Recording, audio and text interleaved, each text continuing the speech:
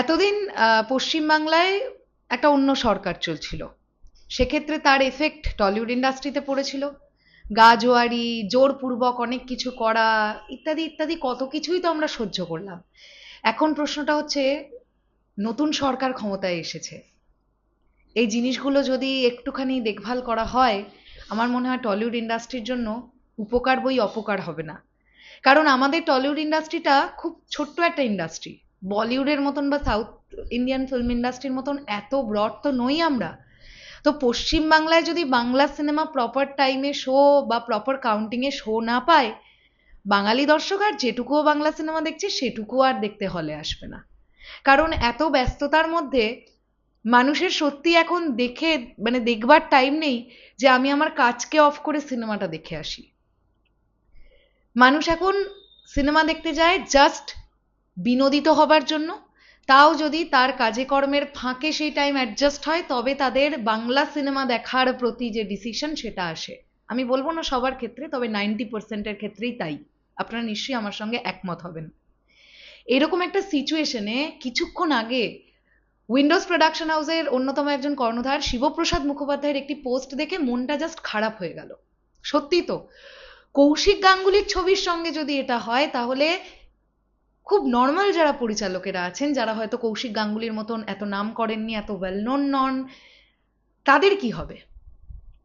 শিবপ্রসাদ মুখোপাধ্যায়ের পোস্টটা একবার পড়ি, আপনাদের দেখিয়ে দিতে চাই। এই হচ্ছে সেই পোস্ট যেটা উনি করেছেন। উনি কি লিখছেন: জাতীয় পুরস্কারপ্রাপ্ত পরিচালক কৌশিক গঙ্গোপাধ্যায়, অর্ধাঙ্গিনী সফল হয়েছিল, আজও অর্ধাঙ্গিনী সেই সিনেমারই সিকুয়েল। এই সিনেমার প্রযোজক বাংলার অন্যতম সফল প্রযোজক।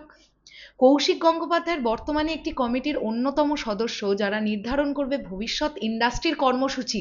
এই লাইনটা প্রচন্ড ইম্পর্টেন্ট কিন্তু, হ্যাঁ, আমরা সবাই জানি।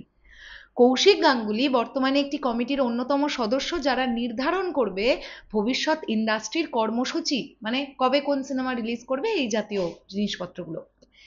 এতৎসত্ত্বেও তাঁর সিনেমা বৃহস্পতিবার এখনো অবধি বহু জায়গাতেই কাউন্টার খুলতে পারেনি। শিবপ্রসাদ বাবু বলতে চেষ্টা করছেন কৌশিক গাঙ্গুলি একটি পদে থাকার পরেও কৌশিক গাঙ্গুলির ডিরেকশনের সিনেমাই এখনো অনেক সিনেমা হলে যায়নি, কাউন্টার খুলতে পারেনি এখনো। আগামীকাল সিনেমাটা রিলিজ 10ই জুলাই।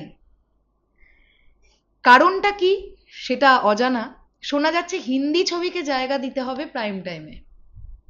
ভাবুন, জাস্ট ভাবুন, তা কি চেঞ্জেস হলো? এতদিন যে আগের সরকারে থাকাকালীন আমরা চিৎকার চেঁচামেচি করতাম যে পশ্চিমবাংলায় বাংলা সিনেমার জায়গা কই, আজও তো নতুন সরকার আসার পরে সেমই চেঁচামেচি করছি। তাহলে কি বদল এলো? আমি এটাই জানতে চাই। যাই হোক, ক্লাস প্যারাটা পড়ি। বিগত 18 বছর ধরে যবে থেকে সিনেমা করছি এই একই লড়াই লড়ে আসছি। কৌশিক গঙ্গোপাধ্যায় এবং তাঁর প্রযোজককে যদি এই জিনিস সহ্য করতে হয়, তাহলে বাকিদের কি অবস্থা হবে সেটা বুঝে নেওয়া উচিত। দীপাবলির আগেই শুনছি নাকি রামায়ণ আসছে।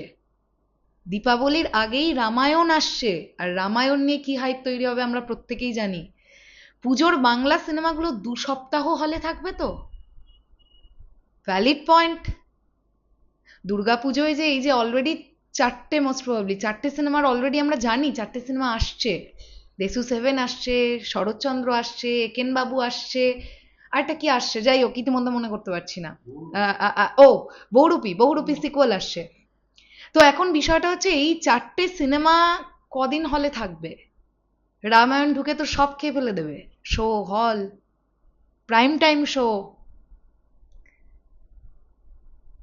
যাই হোক, সত্যিই জানি না বাংলা সিনেমার ভবিষ্যৎ কি। আগে খুব চিৎকার চেঁচামেচি করতাম, মন খারাপ করতাম, এখন বুঝে গেছি আলটিমেটলি সবাই সবার ফায়দা লুটছে ভাই।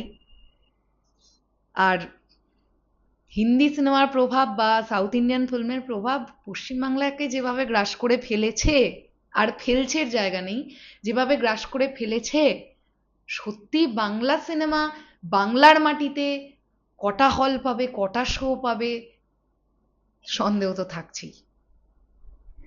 এর জন্য এখন টলিউড ইন্ডাস্ট্রিকেও তৎপর হতে হবে, এমন সিনেমা বানাতে হবে যাতে বাঙালি দর্শক দরকার হলে একটা হিন্দি সিনেমাকে অফ করে বাংলা সিনেমা দেখতে হলে যায়।